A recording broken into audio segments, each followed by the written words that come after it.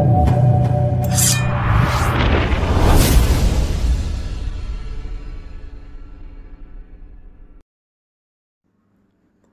Friends, स्वागत है आपका अपने YouTube channel VN education point 45। ध्यान दीजिएगा दोस्तों, हम लोग प्लेटफॉर्म का प्रैक्टिस सेट नंबर 4 आज देखेंगे। कितना प्रैक्टिस सेट नंबर 4 देखने वाले हैं। टोटल आपको 24 सेट प्रैक्टिस सेट इसमें दिया गया है, जो कि चार आज हम लोग देखेंगे प्लेटफॉर्म का। दोस्तों इसका भी अलग अलग से प्लेलिस्ट बन गया है। दोस्तों प्लेलिस्ट पे जाइए, चेक कीजिए वहाँ से और रिवीजन स्टार्ट कर दीजिए आप लोग। तो चलिए चलते हैं बिना देरी किए सीधे प्रश्न की ओर। प्रश्न की जाने से पहले एक अनुरोध है कि जो भी चैनल को विजिट करके नए आए हैं, मेरे चैनल को सब्सक्राइब कर लें और साथ ही साथ दोस्तों में भी अपने शेयर ज़रूर कर दें। तो चलिए देखते हैं आज का पहला प्रश्न है। तो दोस्तों एक और अनुरोध था आप लोगों से कि आप लोग लाइक और शेयर ज़रूर किया कीजिए अपने दोस्तों में, ताकि हमको मोटिवेशन मिलता रहे। देखते हैं आज का पहला प्रश्न है और 1 से 3 तक लगा दिया है, जाइए वहाँ पर आप लोग रिवीजन स्टार्ट कीजिए।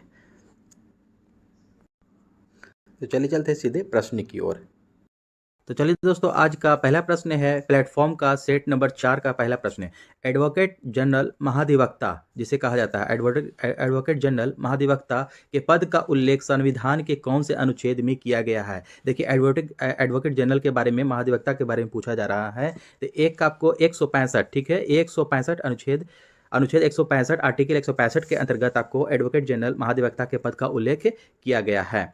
नेक्स्ट नंबर प्रश्न है आपका, लोकसभा का कार्यकाल कितनी बार 6 वर्ष का कर दिया गया था। देखिए लोकसभा का कार्यकाल जो है आपको कितनी बार 6 वर्ष के लिए कर दिया गया था। 1 बार, 2 बार या 3 बार, या कभी नहीं किया गया। तो दो का आपका सही उत्तर है आपको 1 बार। ठीक है, 1 बार आपको लोकसभा का कार्यकाल 6 वर्ष के लिए कर दिया गया था। नेक्स्ट क्वेश्चन है आपका 3 नंबर, सरकारिया आयोग का गठन किस विषय पर रिपोर्ट देने के लिए किया गया था। सरकारिया आयोग का जो गठन किया गया था, तो कौन सी विषय पर रिपोर्ट देने के लिए किया गया था। सरकारी कर्मचारियों के लिए नए वेतनमान के लिए, केंद्र राज्य संबंध के लिए, राम जन्मभूमि बाबरी मस्जिद विवाद के लिए, या कावेरी विवाद के लिए। तो 3 का आपका सही उत्तर है बी, केंद्र राज्य संबंध के लिए। किसके लिए? केंद्र राज्य संबंध के लिए बी द राइट आंसर। कि सरकारी आयोग का जो गठन किया गया था केंद्र राज्य संबंध के लिए, इस पर विषय रिपोर्ट देने के लिए किया गया था। नेक्स्ट क्वेश्चन है आपका 4 नंबर, अल्प विकसित देशों में गरीबी का मुख्य कारण है। अल्प विकसित देश जो है आपका, उसमें गरीबी का मुख्य कारण क्या है। स्वैच्छिक निष्क्रियता, आय की असमानता, सांस्कृतिक गतिविधियों का आवाज, लोगों में बुद्धि का अभाव। तो 4 का सही उत्तर हो जाएगा आपका बी, आय की असमानता। आय की जो असमानता होती है ना, वही आपको गरीबी का मुख्य कारण बनती है अल्प विकसित देश में। जो देश आपको अल्प विकसित है, यानी कि बहुत ही कम विकसित देश है। ठीक है, नेक्स्ट क्वेश्चन हो जाएगा आपका 5 नंबर, उद्योगों में प्रशिक्षण, विद्यार्थियों को निःशुल्क अथवा कम कीमत पर पुस्तकें, स्टेशनरी उपलब्ध कराने जैसे आर्थिक कार्यक्रम सर्वप्रथम किस पंचवर्षीय योजना में प्रारंभ किए गए थे। तो ये कौन सी पंचवर्षीय योजना में प्रारंभ किया गया था। उद्योगों में प्रशिक्षण, विद्यार्थियों को निःशुल्क अथवा कम कीमत पर पुस्तकें और स्टेशनरी उपलब्ध कराने के लिए। ठीक है, आर्थिक कार्यक्रम सर्वप्रथम क्यों कौन सी पंचवर्षीय योजना में प्रारंभ किया गया था। तो 5 का आपका सी हो जाएगा, 5वीं पंचवर्षीय योजना, इंदिरा गांधी के समय में। ठीक है, इंदिरा गांधी जब आपको प्रधानमंत्री थी, उन्हीं के समय में 5वीं पंचवर्षीय योजना में आपको ये प्रारंभ किया गया था। नेक्स्ट क्वेश्चन है आपका 6 नंबर, खालिस्तान के बाद की अवधि के दौरान खाद्यान्नों विशेषता गेहूं के उत्पादन में बहुत वृद्धि हुई थी। यानी कि कब आपको, किसके बाद आपको खाद्यान्नों में विशेषता आपको देखा जाए तो गेहूं के उत्पादन में बहुत अधिक जो है कि वृद्धि हुई थी। तो 6 का आपका हो जाएगा डी, 1966 में। कब? 1966 में आपको बहुतायत में वृद्धि हुई थी गेहूं में। नेक्स्ट क्वेश्चन हो जाएगा 7 नंबर, फोर्थ स्टेट संबंधित है। देखिए इंपॉर्टेंट क्वेश्चन है ये, आपको कुछ एग्जाम में आपको आया हुआ क्वेश्चन है, ये रेलवे वगैरह में पूछता है। ठीक है, कि फोर्थ स्टेट संबंधित है किससे। अर्धविकसित देश से, न्यायालय संबंधी कार्यों से, कार्यपालिका से, या प्रेस से। तो आपको 7 का आपका सही उत्तर हो जाएगा डी, प्रेस से संबंधित है। क्या है? फोर्थ स्टेट है, यानी कि चौथा स्तंभ। ठीक है, ये आपको प्रेस से संबंधित है। अगला प्रश्न है 8 नंबर, निम्नलिखित में से किस कोटि के कामगारों को खेतिहर कहा जाता है। किस कोटि के कामगारों को खेतिहर कहा जाता है। जिनकी अपनी जमीन हो और खेती करते हो, या जो जमीन पट्टे पर लेकर खेती करते हो, या दूसरों दूसरों की जमीन पर खेती करते हो, या जिनकी जमीन हो और दूसरों या संस्थाओं से पट्टे पर लेकर खेती करते हो। तो 8 का आपका सी हो जाएगा, जो दूसरों की जमीन पर खेती करते हैं ना, मतलब कि दूसरा का जमीन है उस पर हम खेती कर रहे हैं, तो उसी को कामगारों की खेतिहर कहा जाता है, कोटि की कामगारों का खेतिहर। नेक्स्ट क्वेश्चन है आपका 9 नंबर, आईएसटी तथा जीएमटी में समान समयांतराल है कितना है, देखिए IST तथा GMT में कितना समयांतराल होता है, तो 9 का आपको ए हो जाएगा आपको 5.1/2 घंटा यानी कि 5.5 घंटा। ठीक है, ये आपको जो हम लोग का समयांतराल के बारे में पूछा जा रहा है IST और GMT में 5.5 घंटा आगे। ठीक है, इसको प्लस रखेंगे, में याद रखेंगे 5.5 घंटा पॉजिटिव आगे होता है। नेक्स्ट क्वेश्चन है आपका 10 नंबर, उच्चतम न्यायालय ने किस मामले में मौलिक अधिकारों की प्रमुखता राज्य के नीति निर्देशक सिद्धांतों से ऊपर स्थापित की। उच्चतम न्यायालय ने किस मामले में मौलिक अधिकारों की प्रमुखता राजनीति के निर्देशक सिद्धांतों से ऊपर स्थापित की, तो 10 का आपको ए हो जाएगा गोलकनाथ मामला। ठीक है, गोलकनाथ मामला में। अगला प्रश्न है, पंजाब का शेर के रूप में किसे जाना जाता है, पंजाब का शेर के रूप में कौन जाना जाता है, तो सी हो जाएगा आपको लाला लाजपत राय। क्या, लाला लाजपत राय को पंजाब का शेर के रूप में जाना जाता है। नेक्स्ट क्वेश्चन है आपको 12 नंबर, संविधान में मौलिक कर्तव्यों को खालिस्तान द्वारा शामिल किया गया था। तो संविधान में जो मौलिक कर्तव्य को, मूल कर्तव्य को जो जोड़ा गया था आपको, तो कब जोड़ा गया था, कौन से संविधान संशोधन के द्वारा जोड़ा गया था, तो 12 का आपका सही उत्तर हो जाएगा बी, 42वां संविधान संशोधन 1976। कब, 1976 याद रखेंगे, डेट भी बहुत इंपॉर्टेंट है कि इस तरह से भी क्वेश्चन आपको प्रश्न पूछता है कि 42वां संविधान संशोधन कब हुआ था, तो 1976 में हुआ था। तो देखिए, जो भी आपको जोड़ने का काम, जो भी जो है आपको जोड़ने का काम किया गया, शामिल करने वाला या जोड़ने वाला काम 42वां संविधान संशोधन 1976 में किया गया, और जो भी हटाने का काम किया गया वो आपको 44वां संविधान संशोधन 1978 में ये किया गया। नेक्स्ट क्वेश्चन है आपका 13 नंबर, लोकसभा में अविश्वास प्रस्ताव प्रस्तुत करने के लिए कम से कम कितने सदस्यों का समर्थन चाहिए। जो लोकसभा में अविश्वास प्रस्ताव प्रस्तुत किया जाता है उसमें कम से कम कितने सदस्यों का समर्थन चाहिए, तो 13 का आपका सही उत्तर हो जाएगा सी, 50 सदस्य। कम से कम कितना सदस्य चाहिए, 50 सदस्य चाहिए। अगला प्रश्न है आपका 14 नंबर, भारत में उच्चतम न्यायालय के न्यायाधीश के रूप में नियुक्ति के लिए निम्नलिखित में से कौन सा अर्हता अनिवार्य नहीं है, नहीं के बारे में पूछा जा रहा है। तो देखिए, भारत का नागरिक होना, तो 14 का देखिए भारत का नागरिक होना, ये आपका सही है, ये होना चाहिए। आयु कम से कम 35 वर्ष होनी चाहिए, तो आपको 14 है, देखिए 35 वर्ष होनी चाहिए, यही आपका ये गलत हो जाएगा, 35 वर्ष नहीं होनी चाहिए। सी भी पढ़ लेता हूँ, एक या अधिक उच्च न्यायालय में कम से कम 10 वर्ष तक एडवोकेट के रूप में प्रैक्टिस कर चुका हो, ये सही है आपका। एक प्रतिष्ठित विधिवेत्ता होना चाहिए, ये भी आपका सही है, तो ये आपका गलत है बी, तो B is the right answer. Negative का भाई निगेटिव हो जाएगा। कह रहा है कि उच्चतम न्यायालय में, सुप्रीम कोर्ट में न्यायाधीश के रूप में नियुक्ति के लिए कम से कम कितनी अनिवार्यता नहीं है, तो निगेटिव पूछ रहा था, 35 वर्ष होनी चाहिए। तो आपका 14 का सही उत्तर हो जाएगा बी। नेक्स्ट क्वेश्चन है आपका 15 नंबर, आर्यों का भारत में प्रथम अस्थायी आवास था। देखिए, आर्य लोग जो भारत में आए थे ना, वो प्रथम अस्थायी आवास उनका कहाँ पर आकर वो लोग बसे थे, तो 15 का आपका सही उत्तर हो जाएगा डी, पंजाब। सबसे पहले जो आर्य लोग आए थे तो प्रथम अस्थायी उनका आवास कहाँ था, पंजाब में वो लोग बसे थे। नेक्स्ट क्वेश्चन है, उपनिषद पुस्तकें हैं खालिस्तान पर, यानी कि किस पर आपको मतलब ये आधारित है, तो 16 का आपका सही उत्तर हो जाएगा सी, दर्शन पर आधारित है। किस पर आधारित है, दर्शन पर। उपनिषद जो पुस्तकें हैं ना, वो आपको दर्शन पर, ये इंपॉर्टेंट है, इसको याद रखेंगे, भी आई हो जाएगा आपका लिए। ये उपनिषद जो पुस्तकें हैं किस पर आधारित होती है, ये तो दर्शन पर आधारित होता है। नेक्स्ट क्वेश्चन है आपका 17 नंबर, नेसेट किस देश की संसद का नाम है। देखिए, नेसेट इंपॉर्टेंट है, ये संसद का नाम है, पूछा जाता है कि किस देश की संसद का नाम है, नेसेट है। तो नेसेट आपको संसद आपको इजराइल की संसद का नाम है, इजराइल के संसद को हम लोग नेसेट कहते हैं। और वही मंगोलिया का पूछ लेगा तो मंगोलिया के संसद का नाम क्या है, खुरल को कहा जाता है। ठीक है, नेक्स्ट क्वेश्चन है आपका 18 नंबर, पंचवर्षीय योजना के मसौदे को अंततः कौन अनुमोदित करता है। पंचवर्षीय योजना के मसौदे को अंततः जो है आपको अंततः कौन अनुमोदित करता है, तो 18 का आपका सही उत्तर हो जाएगा आपको बी, राष्ट्रीय विकास परिषद। कौन, राष्ट्रीय विकास परिषद करता है। राष्ट्रीय विकास परिषद का अध्यक्ष कौन होता है, तो प्रधानमंत्री होता है, साथ साथ ये भी याद रखेंगे पीएम। ठीक है, प्राइम मिनिस्टर। अगला क्वेश्चन है आपका, कोई अर्थव्यवस्था टेक ऑफ अवस्था में होती है जब, कोई अर्थव्यवस्था जब टेक ऑफ अवस्था में होती है जब क्या होता है, जब सभी नियंत्रण हटा दिए जाएं, अर्थव्यवस्था का क्षय होने वाला हो, अर्थव्यवस्था स्थिर हो, स्थैतिक विकास प्रारंभ हो। तो 19 का आपको डी हो जाएगा आपका, स्थैतिक विकास प्रारंभ हो, इस अवस्था में होती है टेक ऑफ अर्थव्यवस्था में। ठीक है, नेक्स्ट क्वेश्चन है आपका 20 नंबर, ग्राम सभा के संदर्भ में निम्नलिखित में से कौन सा कथन असत्य है, यानी कि गलत की पहचान करना है। तो ग्राम पंचायत पूरे गांव के हित में निष्पक्ष रूप में काम कर सके, इसमें ग्राम सभा की महत्वपूर्ण भूमिका है। तो देखिए, इसको मिलाएंगे, ये आपका सही है, गलत के बारे में पहचान करना है। ग्राम सभा पंचायत पंचायत को मनमाने ढंग से काम करने से रोकती है, ये सही है। साथ साथ पैसों का दुरुपयोग एवं कोई गलत काम ना हो सके इसकी निगरानी भी करती है, ये भी सही है आपका। ग्राम सभा चुने हुए प्रतिनिधियों पर नजर रखने और लोगों के प्रति जिम्मेदार एवं जवाबदेह बनाने में बहुत ही महत्वपूर्ण भूमिका निभाती है, यह भी आपका सही है। डी ऑप्शन है सभी कथन सत्य है, ये आपको सभी कथन सत्य नहीं है, ठीक है, ये आपको गलत हो जाएगा, ये आपका D is the right answer, ठीक है। नेक्स्ट क्वेश्चन हो जाएगा आपका 21 नंबर। अगला प्रश्न है आपको, यूरोप तथा अफ्रीका को कौन सी जलसंधि पृथक करती है? यूरोप और अफ्रीका को कौन सी जलसंधि है जो अलग करती है? बॉस्फोरस, जिब्राल्टर, बेरिंग या डोवर जलसंधि कौन सी करती है? कि इसका बी हो जाएगा आपको, जिब्राल्टर जलसंधि जो है आपको यूरोप और अफ्रीका को अलग करती है। अगला क्वेश्चन है, महिला प्रीमियर लीग WPL 2023 का खिताब किस टीम ने जीता? इंपॉर्टेंट है ये, इसको VVI लगा लीजिएगा, याद कर लीजिएगा इसको कि ये एग्जाम में पूछ सकता है कि महिला प्रीमियर लीग जो हुआ था आपको 2023 में किस टीम ने जीता था, कौन सा टीम जीता था? तो 22 का ए हो जाएगा मुंबई इंडियंस। कौन जीता? लेडीज का महिला का बात किया जा रहा है तो मुंबई इंडियंस हो जाएगा। अगला क्वेश्चन आपको 23 नंबर, किस राष्ट्रकूट शासक ने एलोरा के पर्वतों को कटवाकर प्रसिद्ध कैलाश मंदिर का निर्माण करवाया?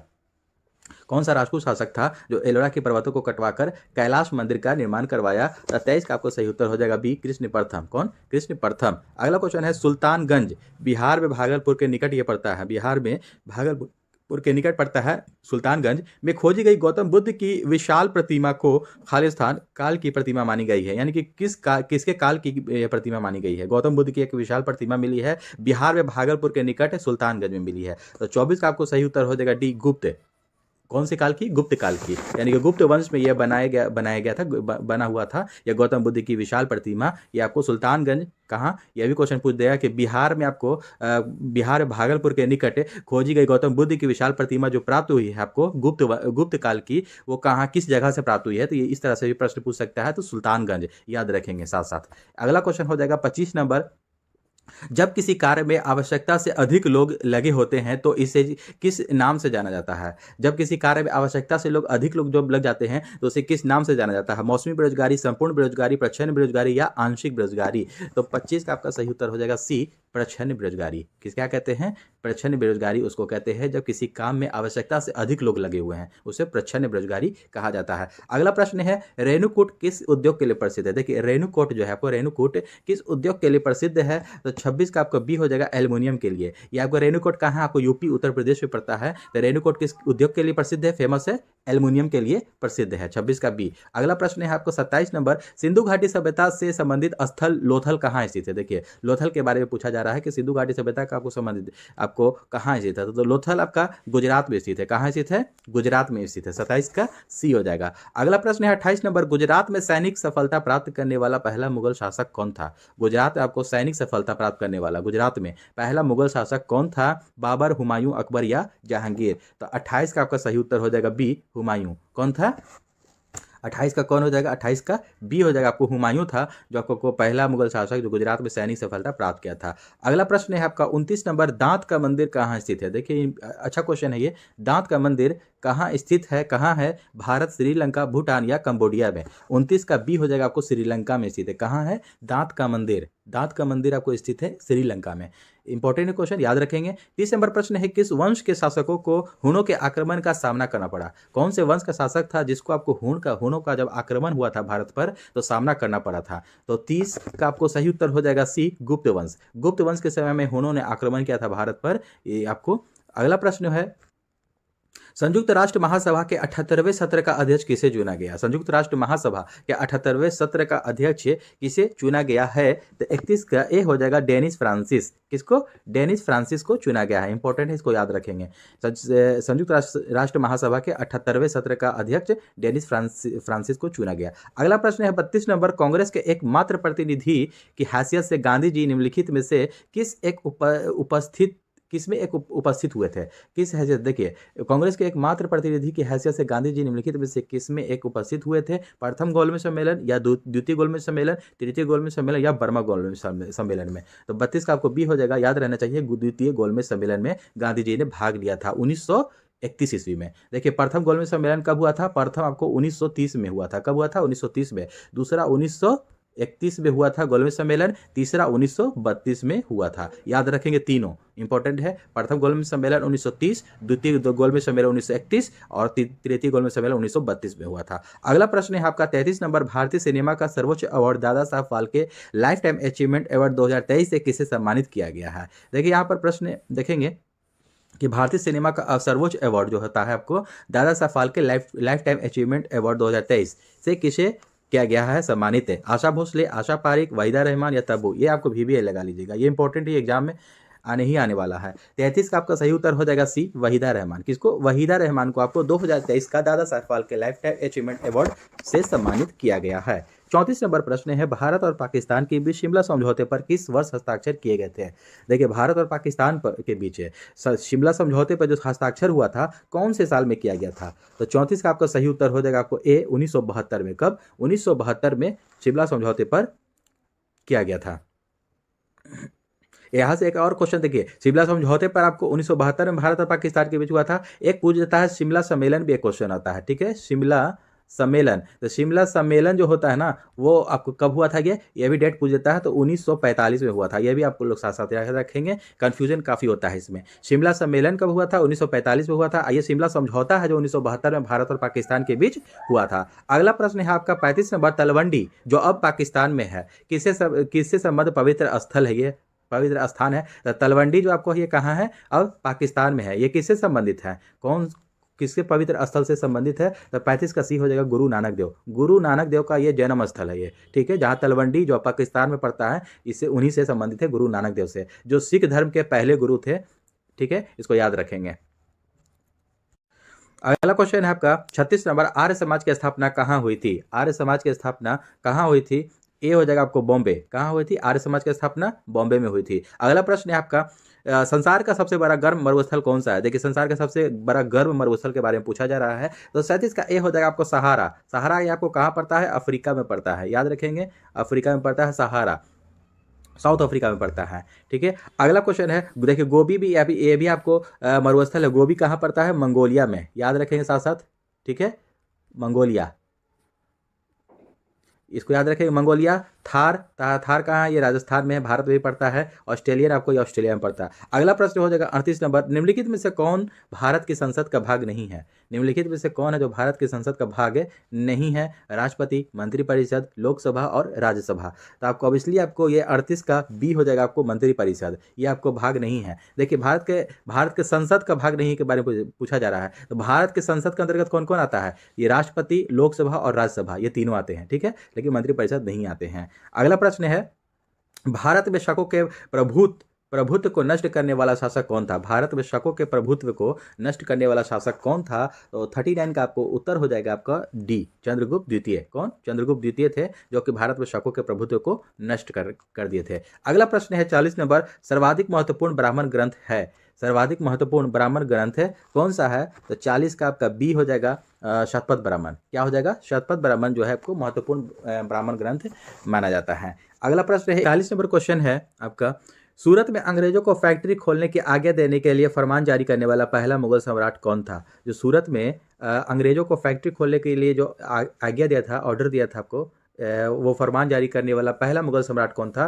तो जहांगीर था। कौन था? जहांगीर। अगला प्रश्न है आपका 42 नंबर, स्वर्ण ट्रांस यानी कि रिजर्व ट्रांस जिसको कहा जाता है, निर्दिष्ट करता है, किसको निर्दिष्ट करता है? 42 का आपका सी हो जाएगा, IMF द्वारा इसके सदस्यों को प्रदत्त एक साख प्रणाली को।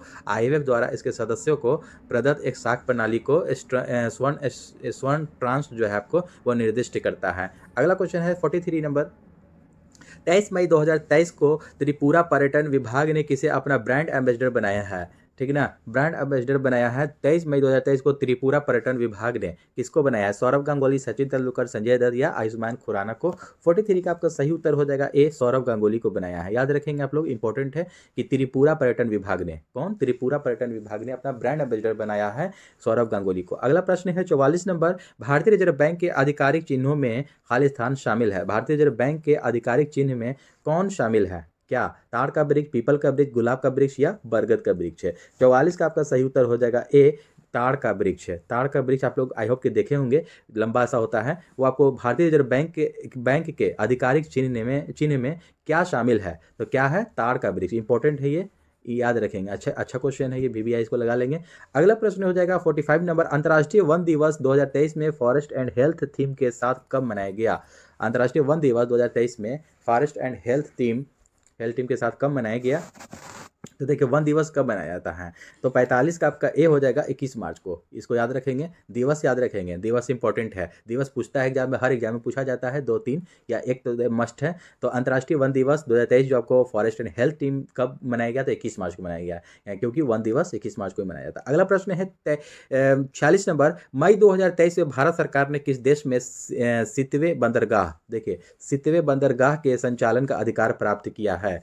कौन सा देश है? तो 46 का डी हो जाएगा आपको म्यांमार। ये बंदरगाह कहाँ है? सितवे बंदरगाह म्यांमार में है, जो आपको भारत सरकार ने किस देश में ये सितवे बंदरगाह के संचालन का अधिकार प्राप्त किया, तो म्यांमार में है ये। अगला प्रश्न है आपका 47 नंबर, भारतीय संविधान के अनुच्छेद 123 के तहत अध्यादेशों की घोषणा करने की शक्ति निम्नलिखित में से किसके पास होती है? देखिए अनुच्छेद जो आर्टिकल 123 होता है ना, ये आपको अध्यादेश जारी करने की घोषणा से संबंधित है। तो ये जो आपको शक्ति जो होता है इसका आपको किसके पास होता है, किसको प्राप्त है? ये लोकसभा अध्यक्ष, भारत के राष्ट्रपति, राज्यसभा के सभापति या भारत के महान्यायवादी? तो अब इसलिए आपको 47 का हो जाएगा बी, भारत के राष्ट्रपति के पास होता है अध्यादेश जारी करने का शक्ति, अनुच्छेद आर्टिकल यानी कि 123 के तहत। 1 2 3 इस तरह से याद कर सकते हैं। अगला प्रश्न है 48 नंबर, दक्षिण अमेरिका महादेश के देश वेनेजुएला की राजधानी कहाँ स्थित है? वेनेजुएला की राजधानी कहाँ स्थित है? तो 48 का आपका सही उत्तर हो जाएगा बी, काराकास। कहाँ है? वेनेजुएला की राजधानी कहाँ है? काराकास में स्थित है, काराकास आपको वेनेजुएला की राजधानी। अगला क्वेश्चन है 49 नंबर, मार्च 2023 में भारतीय मूल के किस रोबोटिक इंजीनियर को नासा के मून टू मार्स प्रोग्राम के प्रमुख के रूप में नियुक्त किया गया है?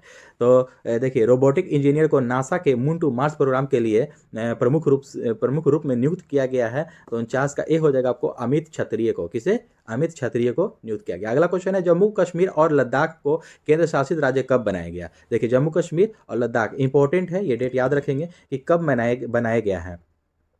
तो 50 का आपका सी हो जाएगा 31 अक्टूबर 2019 है। 31 अक्टूबर 2019 को जम्मू कश्मीर और लद्दाख को केंद्र शासित राज्य जो है कि बना दिया गया। ठीक है, 31 अक्टूबर याद रखेंगे। 31 अक्टूबर को क्या मनाया जाता है? एक दिवस। 31 अक्टूबर को एकता दिवस मनाया जाता है। क्या? 31 अक्टूबर को एकता दिवस भी मनाया जाता है, इसको याद रखेंगे साथ साथ। अगला क्वेश्चन है जो पदार्थ जल के संपर्क में आने पर तत्काल कोलाइडी विलयन बना लेता है उसे कहते हैं, क्या कहते हैं? जो पदार्थ जो है कि जल के संपर्क में अगर आता है तो तत्काल कोलाइडी विलयन बना लेता है, उसे क्या कहते हैं? तो 51 का डी हो जाएगा जलरागी कोलाइड। उसे क्या कहते हैं? जलरागी कोलाइड। अगला प्रश्न है 52 नंबर, स्वतंत्र गति के लिए किसी वस्तु पर कोई बल लगाया गया, यदि बल का परिमाण तथा वस्तु के द्रव्यमान ज्ञात हो तो न्यूटन के दूसरे नियम की सहायता से हम क्या कर सकते हैं? क्या है अगला क्वेश्चन? आपको ऑप्शन है कि वस्तु का भार ज्ञात कर सकते हैं, या वस्तु की चाल, या वस्तु की त्वरण, या वस्तु की स्थिति ज्ञात कर सकते हैं। क्या ज्ञात कर सकते हैं? कि देखिए क्वेश्चन फिर से पढ़ेंगे कि स्वतंत्र गति के लिए किसी वस्तु पर कोई बल लगाया गया, यदि बल का परिमाण तथा वस्तु का द्रव्यमान ज्ञात हो तो न्यूटन के दूसरे नियम की सहायता से हम 52 का देखिए सी हो जाएगा आपको त्वरण, एक्सीलरेशन, यानी कि वस्तु का त्वरण हम ज्ञात कर सकते हैं।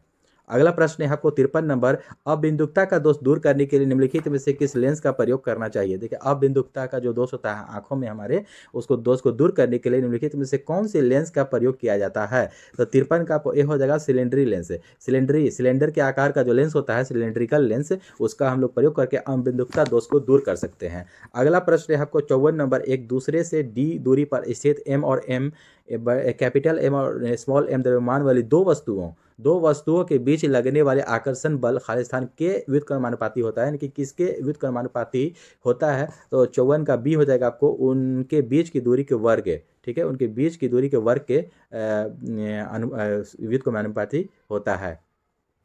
अगला प्रश्न आपको 55 नंबर, पहले तापायनिक बल्ब का आविष्कार किसने किया था? देखिए पहले तापायनिक बल्ब का आविष्कार किसने किया था? 55 का ए हो जाएगा आपको थॉमस एल्वा एडिसन। पूरा नाम इनका क्या है? Thomas Alva Edison. थॉमस यानी कि एडिसन ने आपको तापायनिक बल्ब का पहले आविष्कार किया। अगला प्रश्न है दांतों के अध्ययन से संबंधित विज्ञान क्या कहलाता है? देखिए दांत का अध्ययन जिसमें होता है उसको क्या कहते हैं? तो 56 का आपका ए हो जाएगा ओडोंटोलॉजी। क्या कहते हैं? ओडोंटोलॉजी में दांतों का अध्ययन किया जाता है। ऑर्निथोलॉजी में किसको? ऑर्निथोलॉजी में आपको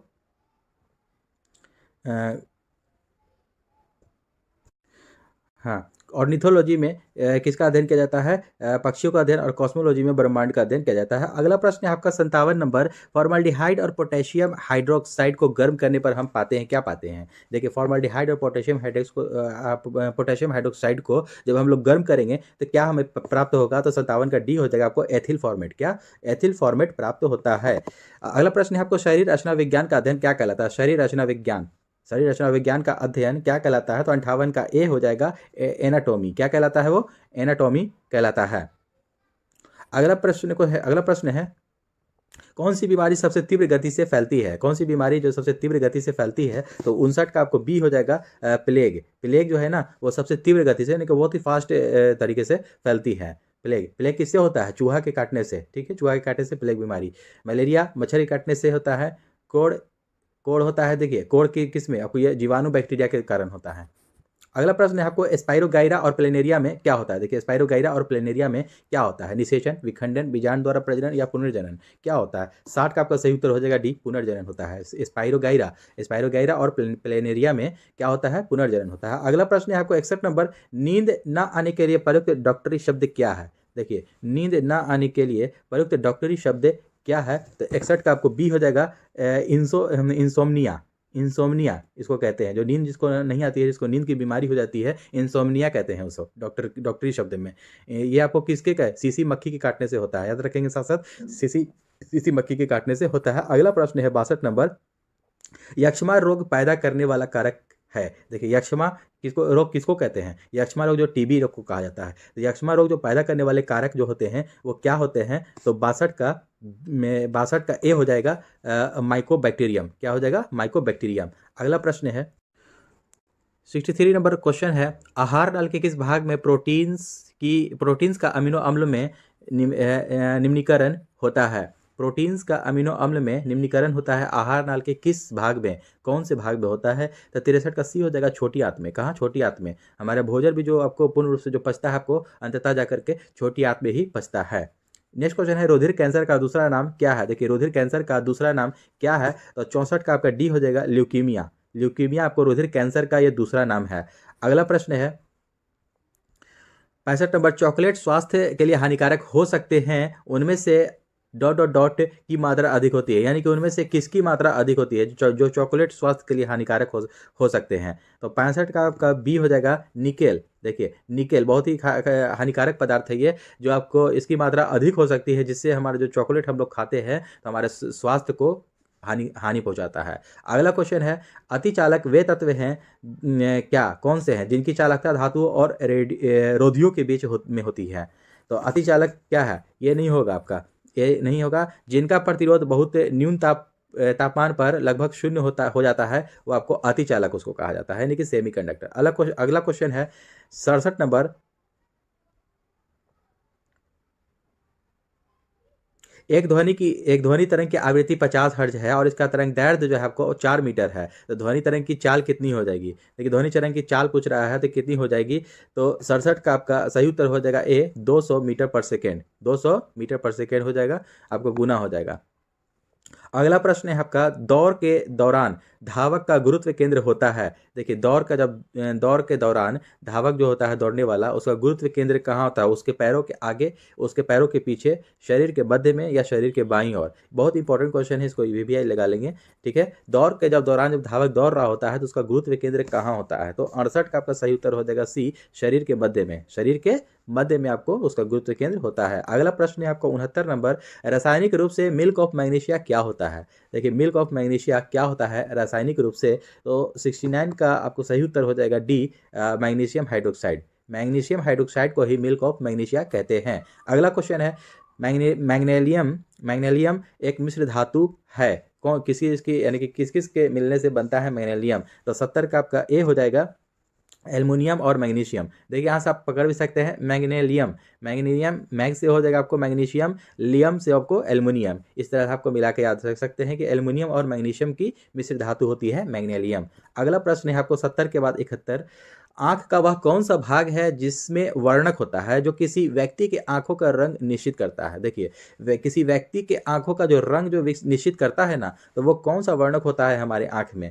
तो 71 का सी हो जाएगा परितारिका, यानी कि आइरिस। आइरिस जो होता है ना, उसी से हमारे आंखों का रंग निश्चित होता है। अगला प्रश्न हो जाएगा 72 नंबर, इलेक्ट्रॉन सूक्ष्मदर्शी के माध्यम से क्या देखा जाता है। इलेक्ट्रॉन सूक्ष्मदर्शी जो होता है ना, उसके माध्यम से हम लोग क्या देख सकते हैं। 72 का बी हो जाएगा जीवाणुओं तथा विषाणुओं, यानी कि वायरस की संरचना। जीवाणु तथा विषाणु की संरचना को हम लोग देख सकते हैं इलेक्ट्रॉन सूक्ष्मदर्शी से। अगला प्रश्न हो जाएगा 73 नंबर, निम्नलिखित में से कौन से तत्व समूह के समान वर्ग से संबंधित हैं। देखिए, कौन सा आपको समान वर्ग से संबंधित है। तो 73 का आपका सी हो जाएगा लिथियम, सोडियम और पोटेशियम। देखिए, है ना, LiNa के लिथियम, Na सोडियम और पोटेशियम का के होता है संकेत। तो ये आपको ये समूह जो है ना, ये समान वर्ग से संबंधित है। अगला क्वेश्चन है 74 नंबर, वह उपकरण कौन सा है जिससे समुद्रों की गहराई को मापने के लिए ध्वनि तरंगों का प्रयोग किया जाता है। देखिए, समुद्र की गहराई को मापने के लिए किसका प्रयोग किया जाता है। रडार, सोनार, अल्टीमीटर या वेंचुरीमीटर। तो 74 का आपको सही उत्तर हो जाएगा सोनार। सोनार से हम लोग समुद्र की गहराई को मापते हैं, ध्वनि तरंगों का प्रयोग किया जाता है इसमें। ठीक है, सोनार। और समुद्री गहराई को जो मापते हैं, और एक फैदोमीटर भी होता है, इसको भी साथ साथ याद रखेंगे। अगला प्रश्न हो जाएगा 75 नंबर क्वेश्चन है, किसके साथ कास्टिक सोडा को उबाल कर साबुन तैयार किया जाता है। देखिए, साबुन को जो तैयार किया जाता है आपको कास्टिक सोडा को किसके साथ हम लोग उबाल करके, अल्कोहल, मिट्टी का तेल, ग्लिसरीन या वसा। तो 75 का आपका डी हो जाएगा वसा, यानी कि फैट के साथ हम लोग वसा के साथ कास्टिक सोडा को उबाल करके हम लोग साबुन तैयार करते हैं। अगला क्वेश्चन है संख्या। देखिए, यहाँ पर आपको मैथ आ गया। मैथ आप लोग मैं PDF दे दूंगा, टेलीग्राम का लिंक मौजूद है हमारे चैनल के डिस्क्रिप्शन बॉक्स में। वहाँ से आप लोग जाकर के कनेक्ट हो जाइए। वहाँ मैं PDF हर सेट का भी देता हूँ, और वहाँ से आप लोग PDF प्राप्त करके इसका मैथ और रीजनिंग का भी साथ साथ प्रैक्टिस करते रहें। ठीक है, चलते हैं जीके जीएस की ओर।